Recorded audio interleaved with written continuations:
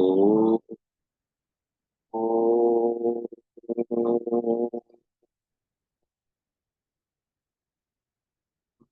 स्वाहा स्वाहा तत्सवितुर्वरेण्यं भर्गो देवस्य धीमहि यो यो नः प्रचोदयात्।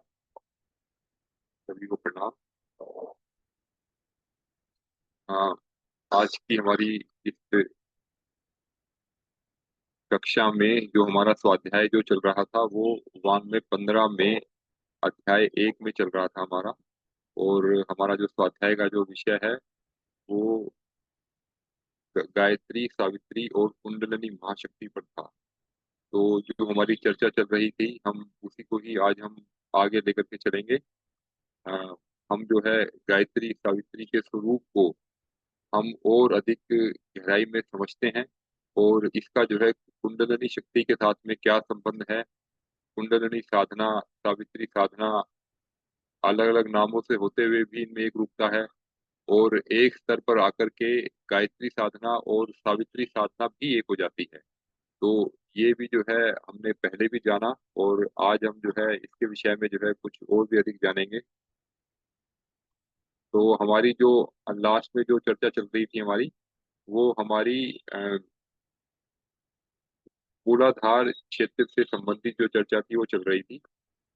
तो उसमें जो है उसमें आपने देखा होगा कि लास्ट में जो हमने जो चर्चा की थी, जो मूलाधार क्षेत्र में जो कुंडलिनी शक्ति का जो वास जो बताया जाता है, तो कुंडलिनी क्षेत्र का जो वास जो बताया गया है, तो उसमें जो है उसका जो कार्य क्या-क्या होते हैं उसके। तो कुंडलिनी शक्ति तो अगर उसका उपयोग अगर ना किया जाए तो स्वाभाविक रूप से जो है वो जो है यौनाचार के कार्यों में अपना जो है वो प्रभाव दिखाती है अपना वो। और जो है इस क्षेत्र में जो है हम हमारे अंदर जो है कामुक भाव उत्पन्न होते हैं और जो हमारा जो मस्तिष्क है वो उसको जो है उसके साधन ढूँढता है कि किसी भी प्रकार जो है इसको जो है तृप्ति इसकी हो और उसके लिए जो है वह बेचैन रहता है। और जब वह जब उत्तेजना उसकी बार-बार उभर कर के आती है और उसके बाद जो है फिर उसको जो है फिर जब वो कामुक भाव में उसकी कल्पनाएँ भटकने लगती हैं और जब अपनी किसी तरह वो अपने इनको सबको शांत कर भी लेता है, तो फिर उसके बाद जो कुछ समय के बाद वो फिर उभर कर के आती हैं।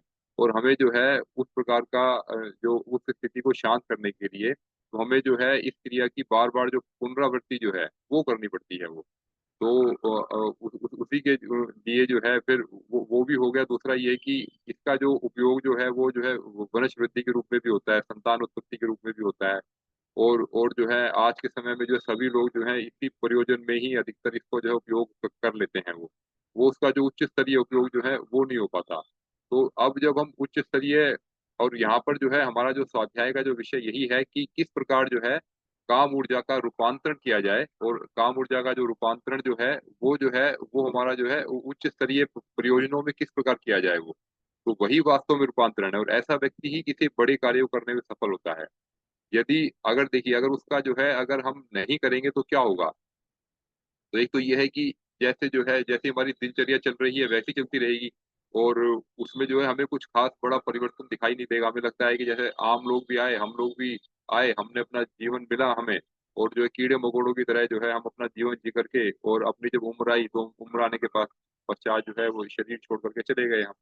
तो उसमें जो है ऐसी अवस्था में जो है क्या होगा कि अगर उस ऊर्जा का हम उपयोग नहीं करेंगे और तो उस अवस्था में जो है ऐसा व्यक्ति जो है फिर वो जो है अगर उसका जो है लोअर वाले क्षेत्रों में उपयोग करता है इसका जो ट्रांसफ़ॉर्म नहीं करता, तो ऐसे व्यक्ति जो है अक्सर जो है आलसी किस्म के हो जाते हैं और वो जो है उनके भीतर एक जो है भय बना रहता है, डर बना रहता है। एक प्रकार की उदासी भी रहती है कि जिस कार्य के लिए हम आए थे हम वो कार्य कर नहीं पा रहे हैं। हम कुछ जो है आनंद की उसमें कमी होने लगती है और जो है नपुंसकता का भाव भी उसके अंदर पैदा होने लगता है कि उसने कोई बड़ा कार्य कोई नहीं किया। नपुंसक का अर्थ केवल संतान उत्पत्ति से ही नहीं है, बल्कि जो है हम ये देखें कि अगर अगर हम जो है अपने कर्म क्षेत्र से पीछे हट रहे हैं, तो भी जो है हम नपुंसक ही कहलाएँगे हम। जैसे जो है श्री कृष्ण ने अर्जुन को कहा था, अर्जुन को जो उस समय जो एक तरह से जो है गाली ही कहेंगे उसको हम, तो वो अर्जुन को कहा था कि जो है तुम अगर अपने जो कर्म का निर्वाह सही से नहीं कर पा रहे हो, तो निश्चय मानो कि तुम एक प्रकार के नपुंसक हो। इतना बड़ा बात कहने पर भी उसे चीज़ जब समझ नहीं आई, तो उनको जो है अलग तरह से उसे समझाना पड़ा। तो इसी प्रकार हम ये देखें कि जो है जब उस ऊर्जा का उपयोग जब हम जो है केवल क्षण मात्र के लिए करते हैं और जब ज्ञान ऊर्जा में उसका रूपांतरण हम नहीं करते, तो हमारी जो काम शक्ति है, काम ऊर्जा है, तो वास्तव में जो काम ऊर्जा जो मिली है, उसका जो है उसका सदुपयोग तभी है जब हम उसका जो उपयोग जो है उसको ज्ञान ऊर्जा में परिवर्त कर लेंगे हम। ज्ञान ऊर्जा में जब जब उसका परिवर्तन हो जाएगा, तो हम कहेंगे कि हमारा जो अपना जो जीवन जो था, जिसके लिए हमने जो ये जीवन पाया, वह जो है, जो ईश्वर ने जिस कार्य के लिए हमें दिया, वह हमने जो सफल बना लिया अपना। तो उसी क्षेत्र में ही हम ये सब कार्य करते हैं और एक समर्थ व्यक्ति जो भी होता है तो वो जो है वो यही कार्य मुख्य रूप से करता है कि वो जो है काम ऊर्जा का जो है ज्ञान ऊर्जा में रूपांतरण करता है और फिर उसका जो प्रैक्टिकल जो है, उसका इम्प्लीमेंटेशन जो है, वो जो है संसार के लिए करता है। तो संसार के लिए करता है, समाज के लिए करता है और उससे भी दूर-दूर जो है पूरे विश्व ब्रह्मांड के लिए करता है। तो उसके बाद जो है फिर हम देखते हैं कि जैसे देखिए, इसमें जो है देखिए एक चीज़ आती है कि अ, हम जो है गुरुदेव की जो लाइन है वही पढ़ते हैं हम पहले। तो जैसे इसमें आता है कि जो मूलाधार स्थित प्राण ऊर्जा का मिलन मिलन जो है वो संपर्क जो है वो मस्तिष्क के ऊर्जा के साथ में होता है। जब हमारी जो है काम शक्ति ज्ञान शक्ति में परिवर्तित होती है, तो मूलाधार का जो प्राण जो है वही वास्तव में ऊपर उठ करके हमारे मस्तिष्क पे जा रहा है और दोनों ऊर्जाओं का मिलन होता है वहाँ पर, उस क्षेत्र में मिलन होता है। और इसका आवागमन का क्षेत्र है वो है मेरुदंड। जैसा आप जो है चित्र में देख रहे हैं, चित्र के जो है निचले वाले हिस्से में जो कोक्सीस रीजन जो है, कोक्सीजियल रीजन जिसे बोलते हैं, कोक्सीजियल रीजन के पास में जो है आप यहाँ देखिए, ये इस क्षेत्र में देखिए आप। इस क्षेत्र में जो है इस ये कोक्सीस रीजन है। कोक्सीस रीजन से थोड़ा-सा बाहर की ओर हम जब ध्यान लगाते हैं तो इस क्षेत्र का ध्यान लगाते हैं। ये रीढ़ की हड्डी का यहाँ पर अंत है, यहाँ पर इसकी पूँछ आ गई है, इसकी अंत की जो पूँछ है, पूँछ से थोड़ा-सा बाहर और हल्का-सा इस क्षेत्र में, थोड़ा-सा बाहर के क्षेत्र में यहाँ पर जो है मूलाधार चक्र का वास होता है। तो मूलाधार चक्र हमारा जो है रीढ़ की हड्डी के बाहर है। बाकी जो है 4 चक्र रीढ़ की हड्डी के भीतर है और इसके अंदर जो स्टेम सेल जो लगी हुई है, जो आज्ञा चक्र जो है ऊपर जाकर के वहाँ पर होता है और सबसे ऊपर जो है सहस्त्रार चक्र है। तो हमारे रीढ़ की हड्डी के भीतर जो है नाड़ियों का जो जो एक जो बंडल सा जा रहा है, उसका जो पूरा जो संग्रह होकर के ऊपर जा रहा है, तो उस नाड़ियों के संग्रह के अंदर ही हमारे जो 5 चक्र विद्यमान हैं और जो केवल 2 चक्र जो हैं, वो जो है रीढ़ की हड्डी और उनसे जो है वो बाहर हैं वो। तो उ उससे उससे जो है उससे बाहर जो है एक हमारा मूलाधार, एक हमारा सहस्त्रार। परंतु इनमें भी जो है, जो सुषुम्ना का जो प्रवाह जो है, वो मूलाधार से सहस्त्रार तक चलता है वो। तो बाकी जो नाड़ियाँ जो हैं, वो पूरा तक अंत तक शुरू से अंत तक नहीं जाती, परंतु जो सुषुम्ना का जो प्रवाह जो है, सुषुम्ना रूपी जो प्राण जो है, जिसका प्रवाह जो है मूलाधार से और फिर जो है वो आपकी रीढ़ की हड्डी के अंदर जो एंटर करता है, जब वो प्रवेश द्वार उसका स्वादिष्टान चक्र है।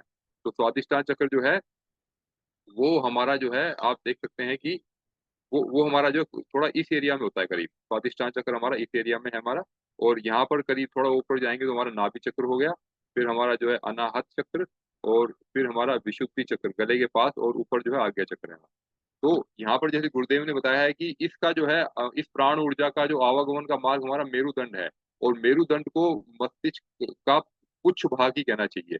मतलब कि एक तरह से ये मेरुदंड जो है, अगर हम इसको एक तरह से साँप भी मानते हैं, जैसे कि कुंडलिनी को जो है सर्पनी की भी एक संज्ञा दी जाती है, तो सर्पनी की शेप हम देखेंगे कुछ इस प्रकार की शेप होती है वो। इस प्रकार की शेप हमारे जो है मस्तिष्क की शेप है, ब्रेन की शेप हमारी ऐसी है और इसकी जो नीचे जो साँप की जो पूँछ है, वो हमारी रीढ़ की हड्डी का अंत है हमारा। रीढ़ की हड्डी का अंत जो है, वो उसको हम जो है इस रूप में माने हम। तो इस रूप में हम मानते हैं तो जो है मेरुदंड को मस्तिष्क के क्या जो है जो पुच्छ भाग जो अंतिम भाग है वो कह सकते हैं हम इसको।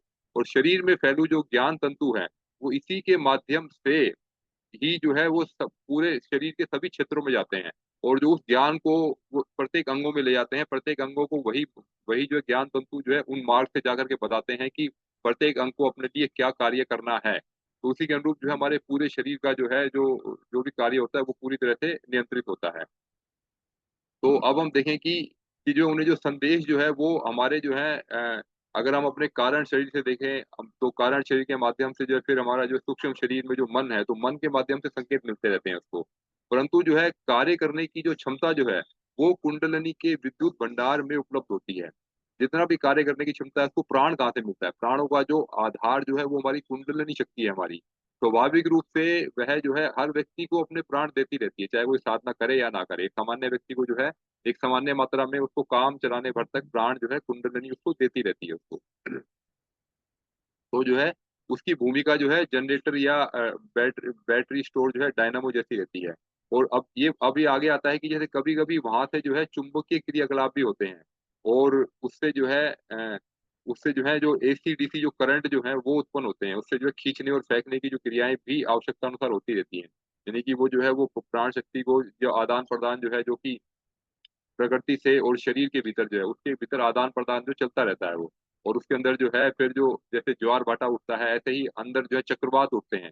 जब हमारे अंदर जो चक्र हैं, तो चक्र के अंदर भंवर भी पड़ते हैं, तो चक्रवात उठते हैं। तो उसमें जो है मन क्षेत्र में आगे बढ़ने की और पीछे हटने के संकेत भी वहीं से हमें मिलते हैं।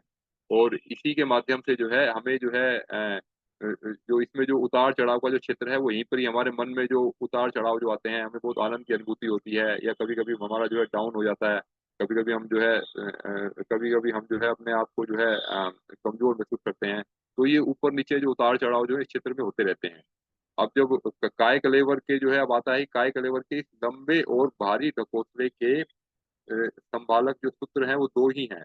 तो हम इसको जो है ये सारा का सारा कार्य क्षेत्र जो है हम जो है इसको 2 ही भागों में अगर हम माने, तो एक जो हमारा जो सहस्त्रार चक्र, एक मूलाधार चक्र। इसी के बीच में जो है जो प्राणों का जो है प्रवाह होता रहता है और इसी के माध्यम से जो है हमारे जो सारे क्रियाकलाप जो हैं, वो चलते रहते हैं। और इसी के माध्यम से जो सारी जो जो ऊर्जा जो है वो जो है उसका प्रवाह होता है और जिस भी कार्य को करने के लिए जितनी भी ऊर्जा चाहिए, वो इसी के प्रवाह से जो सामान्य रूप से हमें मिलती रहती है। हम इसको एक एक को पॉजिटिव मान लें, एक को नेगेटिव मान लें। जैसे कि जो है हमारी जो बिजली की सप्लाई होती है उसमें एक एक जो ठंडा तार होता है, गर्म तार होता है, एक पॉजिटिव होता है, एक नेगेटिव होता है। दोनों तारों की जहाँ पर उपलब्धता होती है, वहीं पर ही जो है हम बिजली ऑन होती है। बल्ब कुछ उसका फैन जलता है या बल्ब वगैरह ऑन होता है। तो इसी प्रकार जो है ये 2 जो क्षेत्र हैं हमारे, उसी प्रकार ये हमारे कार्य करते हैं। इन दोनों का अपना-अपना महत्व है।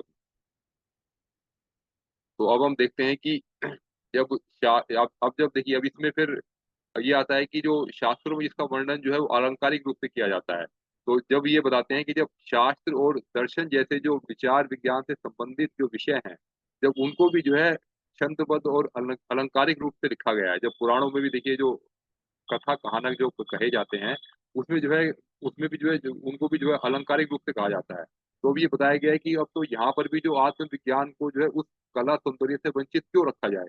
हम क्यों ना हम जो है आत्मविज्ञान में भी वो कला का सौंदर्य उसमें बिखेर दें अलंकारिक रूप से। तो इसलिए जो है जो कुंडलिनी के जो ग्रंथ जो मिलते हैं उसमें भी जो है अलंकारिक रूप से उसका वर्णन मिलता है।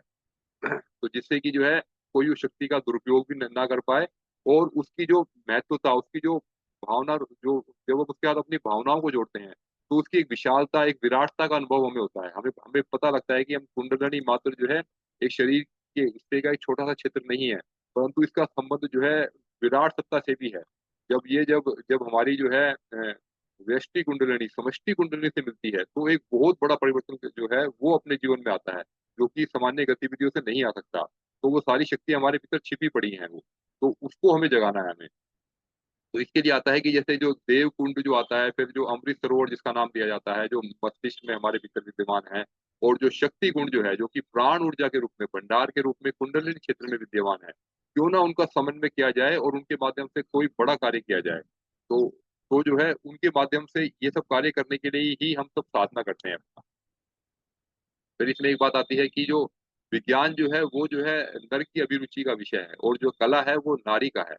अब जो है क्योंकि जो आत्मविज्ञानी जो होते हैं उनमें से जो है अधिकांश जो है वो नर रहे हैं। जैसा हमने उदाहरण भी देखा है हमने कि जो उपनिषदों के भी जो है जिन-जिन ऋषियों के नाम आते हैं उनमें अधिकतर जो हैं वो ऋषि जो हैं वो नर ही रहे हैं वो। तो उनमें भी ये आता है कि उनके लिए जो है उनके लिए अब क्या हुआ कि अब जो अलंकारिक रूप से जब जो है दोनों का महत्व कम ना हो, हम जो है नर और नारी को जब हम कहते हैं कि जो हमारे वेद कहते हैं कि दोनों समान हैं, दोनों का महत्व भी समान है। तो इसलिए जो है जो इसमें जो जो जिन पुरुषों ने अलंकारिक रूप से जो है उनको लिखा, उन ग्रंथों को लिखा, तो उसमें उन्होंने यह समझा कि जो है उसके अंदर जो है नारी नारी को भी जो है जोड़ करके, अलंकारिक रूप से जोड़ करके जो है उसे और अधिक आकर्षक बनाया जा सकता है। तो इसलिए जो है एक शब्द का चुनाव भी ऐसे ही किया। तो जैसे मूलाधार में जो है उन्होंने शक्ति शब्द का चुनाव किया। तो शक्ति जो है अपने आप में जो है ये ये जो शब्द जो है, ये हमारा स्त्रीलिंग है। और जो ज्ञान क्षेत्र जो है, ज्ञान को जो है अगर पुल्लिंग मानते हैं, तो इन इन दोनों का मिलन, नर और नारी का मिलन, तो मूलाधार और सहस्त्रार का मिलन, तो उसकी इसलिए जो है इसकी जो विवेचना जो है उस एंगल से की गई है। तो यहाँ पर जो है नर और नारी जो शब्द जो आते हैं, ये अलंकारिक रूप से आते हैं हमारे, इनको हमें उस विषय में हमें समझना चाहिए। तो हमें अगर ऐसा शब्द अगर हम यूज़ करते हैं, तो इसको हमें विराट अर्थों में लेना है हमें इसको। तो अब देखिए आगे आता है कि फिर यहाँ पर जो है नर-नारी वर्ग में जो साधना में जो अनुपात जो था वो पुरुषों की तुलना में जो है नारियों का अपेक्षाकृत कम रहा है। उसका कारण भी जो गुरुदेव बताते हैं कि सामान्य जीवन क्रम जो होता है उस मार्ग में जो है जो नारी जो होती है वो अधिक दूर तक चल नहीं पाती। उन क्योंकि उनके साथ जो है गृह व्यवस्था का संचालन ही उनके लिए एक पूरा तपोवन बन जाता है। आज के समय में हम सभी देखते हैं, जैसे आप सभी ने तो बहुत अच्छे से अनुभव किया है इसे, कि आप सभी के साथ जो है जो एक जो घर का जो संचालन व्यवस्था का जो भार है, वो एक बहुत बड़े तब से कम नहीं है। क्योंकि यह तो ऐसा है कि जो आपको हर समय करना ही करना है, चौबीसों घंटे आपको करना है, चौबीसों घंटे जो आपको अपने जो है घर के लिए, आप अपने काम के लिए सदा समर्पण भाव से सदा लगे रहना है। तो फिर भी ये बताया गया है कि फिर भी जो है उनके लिए जो है आत्मविद्या का, आत्मविज्ञान का क्षेत्र निषेध नहीं है। और इसके लिए जो है फिर अनेकों उदाहरण दिए गए हैं। जब जैसे ही जब अरुंधति हो गई, अनुसैया हो गई, और या सुकन्या हो गई, अपाला हो गई, गार्गी हो गई, घोषा, इला जैसी इस तरह की जो है, जो अनेक जो विदुषियाँ जो हुई हैं, जिन्होंने जो कुछ ऋषि की पत्नियाँ भी इनमें से हुई हैं, तो उन्होंने भी जो है उन्होंने इस आत्मज्ञान के पथ पर बहुत बड़ी सफलता पाई है, यानी कि आत्मा का साक्षात्कार उन्होंने भी किया है। तो अगर कोई एक व्यक्ति भी कर सकता है, तो हम सभी भी कर सकते हैं। तो पहली बात तो हमारे भीतर यह हीन भावना नहीं आनी चाहिए कि इसमें जो है पुरुषों ने अधिक किया है, तो महिलाएँ जो है वो पीछे रहेंगी, ऐसा कुछ भी नहीं है। जबकि आपकी जो साधना जो है, जो पुरुषों की तुलना में कहीं अधिक है। और उनका जो है, उनका जो कारण पक्ष भी जो गुरुदेव ने बताया है, उनका जो कारण शरीर भी एक एक जो सामान्य जो है एक गणना के हिसाब से आता है कि जो कारण शरीर जो है, वो जो है महिलाओं का जो है पुरुषों की तुलना में 10 गुना अधिक होता है। और जो आत्मा का जो क्षेत्र है, आत्मिकी का क्षेत्र जो है, उसके सबसे पास वाला जो शरीर कौन-सा है, वो है हमारा कारण शरीर। तो आप तो स्वाभाविक रूप से ही जो है आत्मा के करीब हैं, क्योंकि आपके अंदर जो है जो कारण पक्ष जो है, जो भावनाएँ, भाव संवेदनाएँ, वो जो है पुरुषों की तुलना में कहीं अधिक हैं। तो यहाँ पर ये सब बताया गया है कि जब अगर उ उन उन भी उन्होंने भी जब पाया है, तो हम भी सब पा सकते हैं। तो यहाँ पर कोई कम ज़्यादा हुआ है, वो एक अलग बात है। परंतु आज के समय में, इस वैज्ञानिक युग में, हम भी साधना करेंगे तो उसमें कोई भी नर-नारी का कोई भेद नहीं है। तो हम भी जो है आज के समय में अगर हमारा जो है ज़िम्मेदारियाँ भी अधिक है, तो जो है विज्ञान के माध्यम से सारी सुख-सुविधाएँ भी मिली हुई है हमें। पहले जितना समय जो है हमें जो है कपड़े धोने में या अन्य घर के क्रियाकलाप करने में लगता था, अब उतना समय नहीं लगता।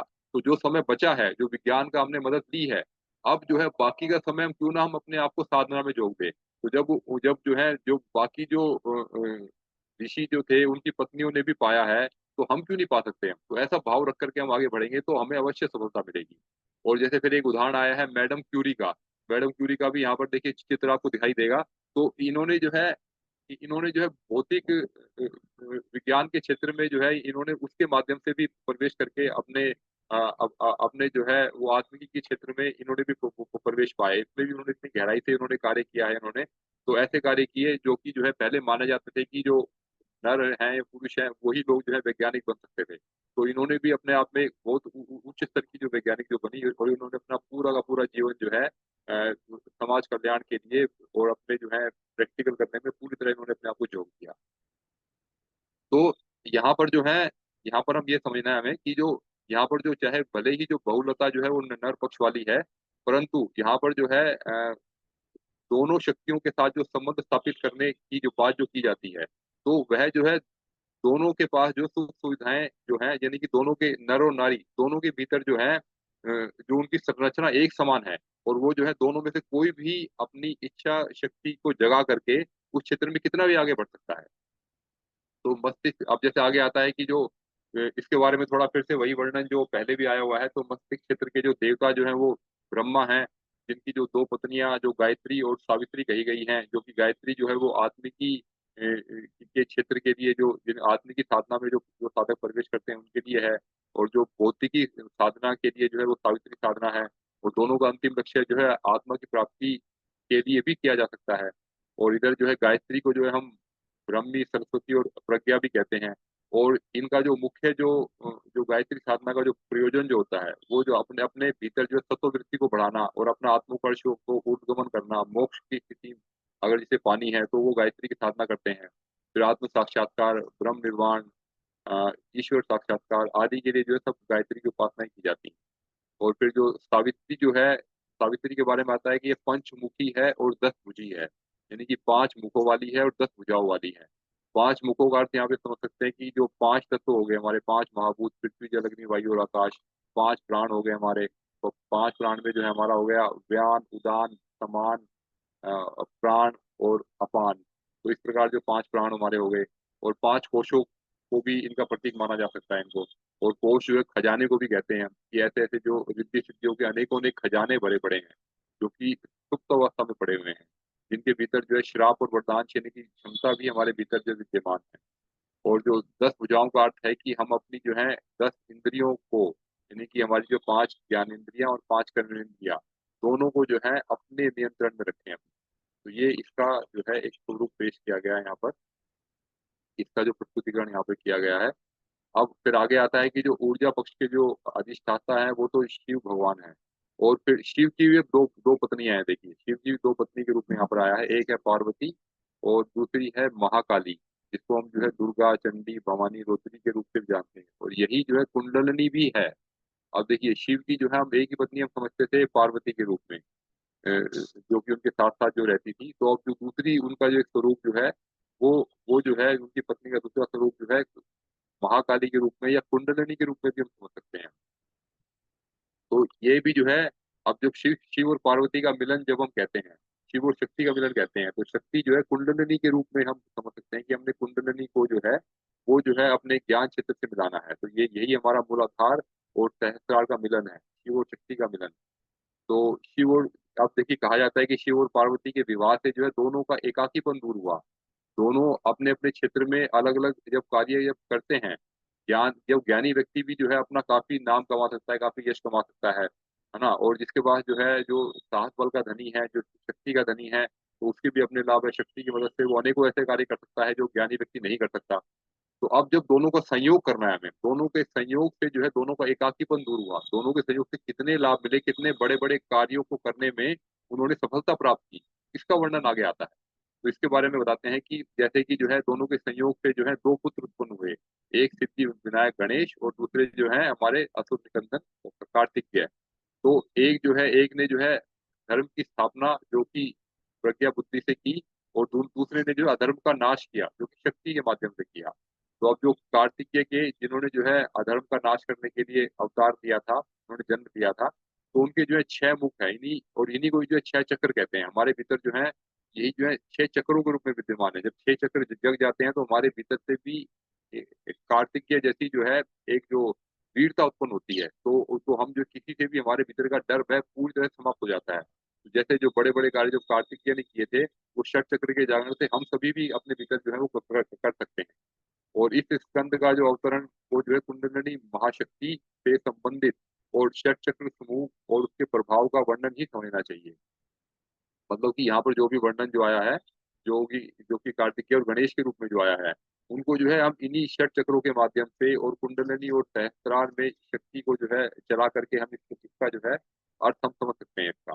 कि जब जब जो है शक्ति चल करके जो है पूरी तरह से जब सहस्त्रार में पहुँच जाती है, तो हमारा जो है दिगंबरा प्रज्ञा जागृत होती है। तो फिर जो है सिद्धि-विनायक गणेश का जन्म होता है। और जब उसके माध्यम से जब जब वो गणेश का जन्म हुआ तो हम कोई भी कार्य जब हम करते हैं, तो पूर्ण प्रज्ञा के साथ में, पूरे होशो-हवास में हम करते हैं। अभी आपने देखा होगा अभी हम जितने भी कार्य हम करते हैं, उसमें हमारा पूरा होश, हमारा नियंत्रण पूरा हमारे पे नहीं होता। हम जो है बहुत सी चीज़ें जो हैं हमें पता भी नहीं होता कि हम क्या कर रहे हैं, क्या नहीं कर रहे और हम जो है बेहोशी की अवस्था में कर लेते हैं। तो बेहोशी की अवस्था में ही जो है कभी-कभी गलतियाँ भी हो जाती हैं। गलतियाँ होने का कारण ही ये है कि हम अपनी प्रज्ञा में अवस्थित होकर के हर समय जो है उस क्रिया के प्रति वो जो भी कार्य हम कर रहे हैं, उस कार्य के प्रति पूर्ण रूप से सजग नहीं होते। इसी कारण ये गलतियाँ होती हैं हमारी। जब पूर्ण तरह से प्रज्ञा जागृत हो जाएगी, जब हमारे भीतर का गणेश जब जन्म लेगा, जब वो जागेगा, तो ये सारी की सारी जो समस्याएँ जो हैं, वो सब समस्याएँ अपने आप ही दूर होने लगेंगी। फिर आगे आता है कि जननेंद्रिय मूल में अवस्थित जो शक्ति जो है, वह जो है कुंडलिनी है और उसके बारे में भी जो आता है कि जो 6 कृतिकाओं के रूप में आता है कि 6 कृतिकाओं ने उनको जो है वो परिपक्व किया और 6 कृतिका ये 6 चक्र है हमारा। तो ये सब तो हम जान चुके हैं उसके बारे में हम। अब हम आगे जानते हैं देखिए महाकाली और जो है महाचंडी के रूप में जो यहाँ पर बात आती है, तो हम जो है इसके रूप में हम समझ सकते हैं इन्हें। तो अब हम देखते हैं कि देखिए इसमें जो है जो कारण शरीर का देवता अगर ब्रह्मा है, सूक्ष्म शरीर का विष्णु और स्थूल शरीर का जो है अधिष्ठाता शिव है। तो अब देखिए अब जो ये जो अधिष्ठाता देव जो हैं, तो सामान्य व्यक्ति जो होते हैं, ये जो है उनको इस देव रूप में मानते हैं और अपने भीतर एक गाँठ बना करके रखते हैं, कि हम जो है ब्रह्मा, विष्णु, महेश को इसी रूप में जानते हैं, इसी रूप में समझते हैं। इससे वो अलग जाकर के हट करके वो समझना नहीं चाहते वो। जबकि हम आरती भी हम बार-बार करते हैं कि जो है ये तीनों एक ही रूप हैं हम। अ, ब्रह्मा, विष्णु, सदाशिव, ज्ञानत अविवेका। जो अविवेकशील जो व्यक्ति जो होते हैं, इनको जो है ब्रह्मा, विष्णु, महेश के रूप में 3 अलग-अलग सत्ताएँ मानते हैं। और जबकि प्रणव अक्षर के मध्य है ये तीनों एका। तो जब हम इनको जब ये मानते हैं कि ये तीनों की तीनों जो एक ही परमात्मा की अलग-अलग शक्तियाँ हैं, ये तीनों एक ही हैं वास्तव में। तो इसी प्रकार जब हम इन तीनों को जब हम एक मानते हैं और इनको जो है अपनी अपने जो कार्य के लिए, जो कुंडलिनी को जागरण करने के लिए जब हम इनका उपयोग करते हैं, तो इसके बारे में जो है और अधिक ज्ञान की प्राप्ति हमें होती जाती है। तो कुंडलिनी जागरण की जैसे अब देखिए कितनी महत्वपूर्ण लाइन आगे आती है कि कुंडलिनी जागरण की 3 अग्नियाँ प्रज्वलित होती हैं। तो उनका प्रभाव जो है वो तीनों शरीरों पे पहुँचता है। जब कुंडलिनी शक्ति जगेगी तो उससे क्या-क्या परिवर्तन होगा हमारा। हमारा जो है स्थूल शरीर के सभी रोग जो है वो भस्म हो जाते हैं। और दूसरा है कि जो है क्योंकि कुंडलिनी की जो शक्ति जो है, ये जो है आपको जो है संसार से जो है ऊपर उठा देती है। यानी कि संसार अब आपको खींच नहीं पाता आपको, तो मन भी आपके नियंत्रण में होने लगता है आपके। तो इससे जो है, जो तीनों देवता जो है वो सजग मतलब तो सूक्ष्म शरीर भी जो है हमारा नियंत्रण में आने लगता है हमारा। और जब जब ये सहस्त्रार से जाकर के मिलती है, तो हमारा यानी कि कारण शरीर जो हमारा जो भावनाएँ भी जो है वो पूर्ण रूप से समर्पित भाव से और पूरी तरह से हमारे नियंत्रण में होती है। फिर हाँ, हम जो है भाव के आवेश में नहीं होते, भावनाएँ हमारे नियंत्रण में होती हैं। और इससे हम ये कहेंगे कि इसको अन्य शब्दों में कहेंगे तो हमारी जो तीनों जो ग्रंथियाँ जो हैं, ब्रह्मा, विष्णु, रुद्र ग्रंथियाँ जो हैं, वह खुलने पे हमारे भीतर जो समस्त अभाव, शोक, संताप और भवबंधन से छुटकारा मिल जाता है। तो ये जो है समस्त अभाव स्थूल शरीर से संबंधित हो गए, शोक, संताप हमारे मन से संबंधित, सूक्ष्म शरीर से संबंधित हो गए और भवबंधन भावों से संबंधित हमारे हैं कारण शरीर। तो जो है तीनों शरीरों का परिष्कार होते हुए हमें जो बंधनों से छुटकारा मिलता है और साधक की प्रतिभा में देवत्व का प्रकाश स्पष्ट रूप से परिलक्षित होने लगता है। कितनी अच्छी गुरुदेव ने ये बात यहाँ पर लिखी है। तो इसको हम भावनात्मक रूप से अच्छे से समझें और इसको हम गहराई से अपने भीतर उतारें। और अंतिम में तो देखिए ये इतनी अच्छी बात आई है कि जो देवता भोग देते हैं वे मोक्ष नहीं देते और जो मोक्ष देते हैं वे भोग नहीं देते। परंतु जो है कुंडलिनी शक्ति जो है वो दोनों प्रदान करती है। आज के समय में हम अगर किसी को कहें कि आप जो सब कुछ छोड़ करके अपना घर-बार छोड़ के घर-बार भी नहीं छोड़ करके अब इतना भी बाबूजी ने कहा कि 9 दिन के लिए आप साधना के लिए आइए, तो 9 दिन भी निकालना हमें लगता है कि बहुत मुश्किल हो जाता है सब कुछ छोड़ करके। यानी कि कोई भी व्यक्ति आज के समय में अपना संसार छोड़ना नहीं चाहता। और गुरुदेव ने जो है आज के समय में जो है एक ऐसी विद्या हमें दी है कि आप जो संसार में रह करके उसे छोड़े बिना भी पंचकोश की साधना और कुंडलिनी जागरण की साधना दोनों साथ-साथ आप कर सकते हैं। तो इससे जो है आपको भोग की प्राप्ति भी होगी। आप संसार भी नहीं छोड़ेंगे, संसार के भोग में भी रहेंगे, उस भोग में भी डूबे रहेंगे, उसमें आनंद प्राप्त करेंगे। परंतु उसमें जो है वो पूर्ण रूप से अपने नियंत्रण में रह कर के कार्य करेंगे वो। वो मतलब भोगने का अर्थ है कि उसको जो है हम प्रज्ञा बुद्धि से भोगेंगे हम उसको। तो जो कुंडलिनी की साधना जो करते हैं, वे जो है और साथ-साथ जो इस तरीके से जो करते हैं, जो पंचकोशी साधना के माध्यम से कुंडलिनी शक्ति को जागृत करते हैं, तो वे उनको जो है भोग उनको डुबोते नहीं हैं। वो भोग का भी आनंद लेते हैं और मोक्ष का भी आनंद। यानी कि संसार में आएँगे तो संसार का भी पूरा आनंद लेंगे। और जब वो आत्मिकी के क्षेत्र में जाएँगे, ध्यान में जाएँगे, जो सूक्ष्म और कारण शरीर में जब जाएँगे उस क्षेत्र का भी आनंद लेते हैं। तो ये जो देखते हैं कि अब हमें अपने-अपने अनुरूप हमें चुनना होता है कि हमें कौन-सा क्षेत्र हमें चुनना है। शुरुआत में आरंभिक अवस्था में अगर हम जो संसार का क्षेत्र हम चुनते हैं, तो हम ये जानें कि अभी देखिए जो हमारा जो मार्गदर्शन जो है, जो गुरुदेव का ज्ञान जो है कितना अच्छे से हमारा कर रहा है।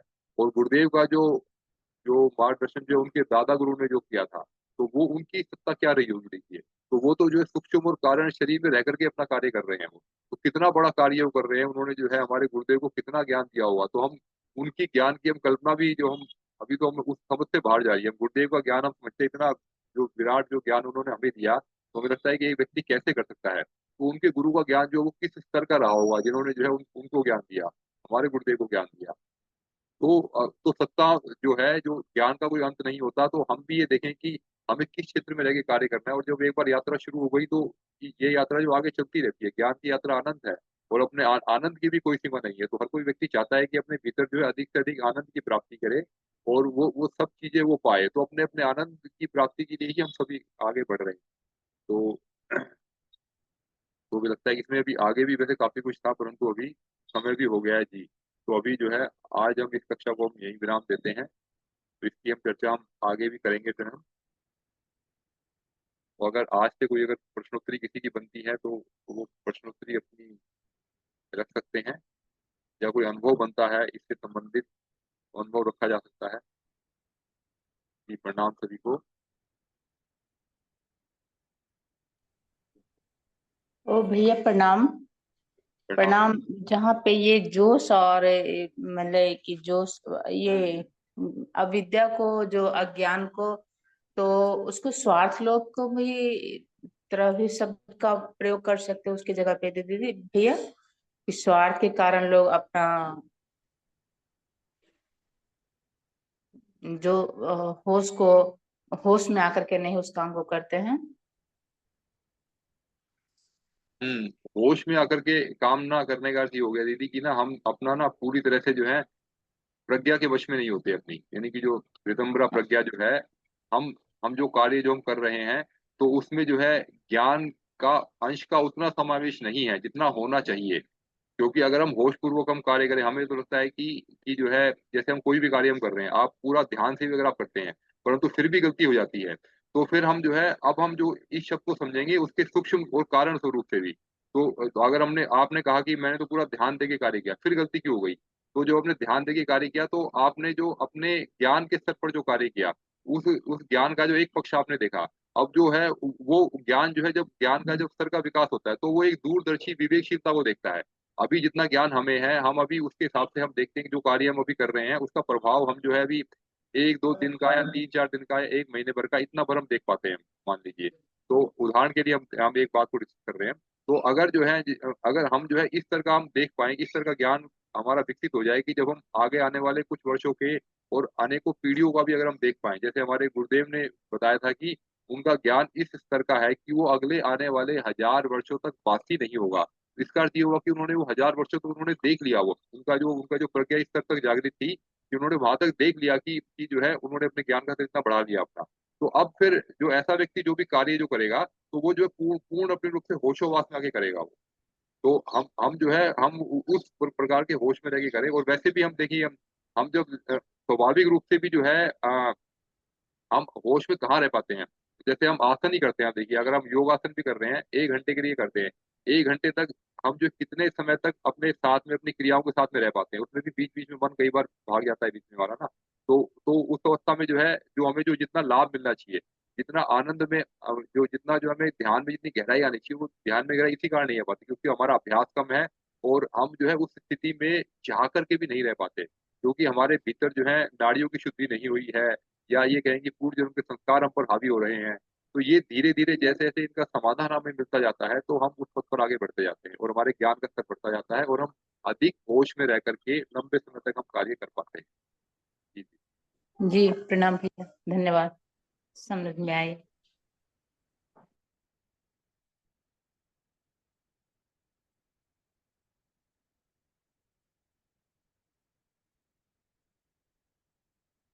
जी, देखिए एक प्रसंग और आता है। एक बार जो है बाबूजी से चर्चा हो रही थी इस विषय में। तो जो है वो इस विषय में चर्चा हो रही थी, संभोग के विषय में थी। तो उसमें उसमें ऐसा होता था कि ना, जैसे कि उन्होंने बताया बाबूजी ने कि अगर जो है संभोग करते समय भी अगर हम पूर्ण होश में रहते हैं अपने, तो अगर आप पूर्ण पूर्ण रूप से होश में हैं, तो भी जो है उसका फोल नहीं होता उसका।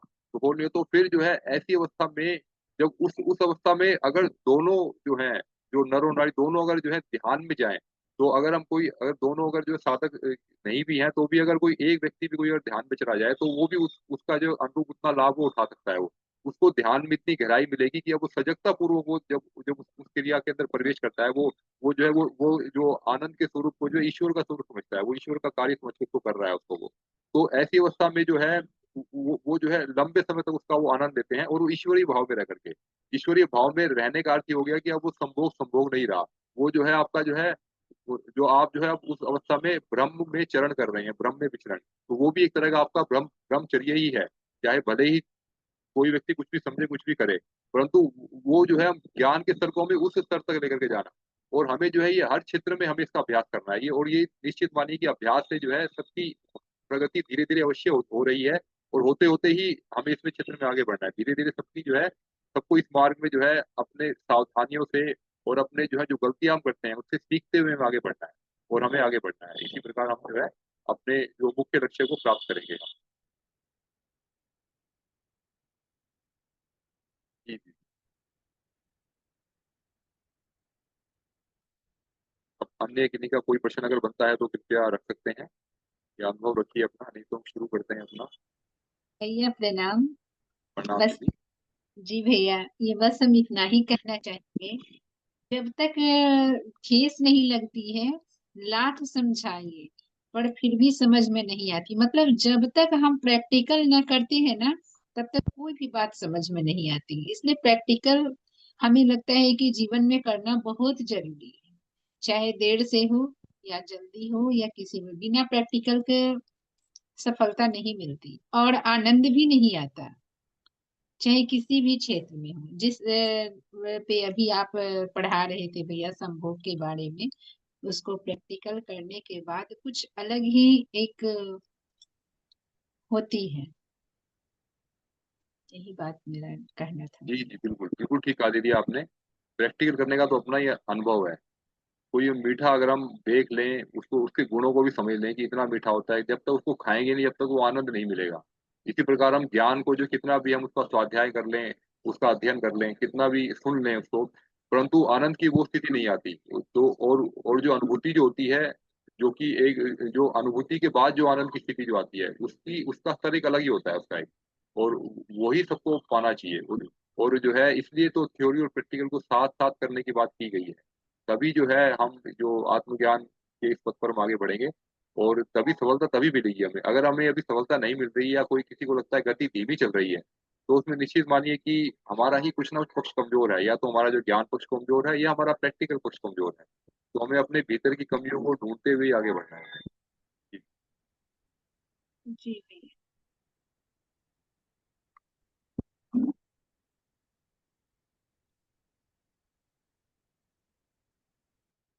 चलिए अगर कोई प्रश्नोत्तरी अभी नहीं है, तो हम इस कक्षा को विराम दे सकते हैं। कोई अनुभव देना चाहें तो वो भी कृपया अपना अवश्य दें।